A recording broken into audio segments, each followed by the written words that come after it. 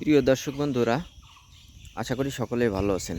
আমার মাথার উপরে আপনারা কাঁঠাল দেখতে পাচ্ছেন।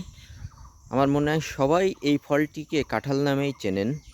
এই গাছটিতে কী পরিমাণে কাঁঠাল হয়েছে তা এখন আপনারা দেখুন। কী পরিমাণে কাঁঠাল ধরেছে এই গাছে। সচরাচর এই বছর আমার দেখা মতে খুব কাঁঠালের সংখ্যা কম।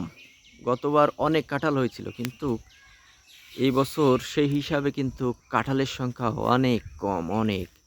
আর এই গাছটি একটা প্রবীণ গাছ বলা চলে, মুরব্বী গাছ। গাছটা অনেক বড়।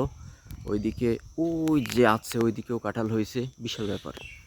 আবার এই যে দেখুন কাঁঠাল, আর কাঁঠালের সাইজও ভালো, অনেক বড় বড় কাঁঠাল হয়েছে। এই যে এই দেখুন। তো আজ এই পর্যন্তই। সকলে ভালো থাকবেন, সুস্থ থাকবেন, এই কামনা করে আজ এখানেই শেষ করছি।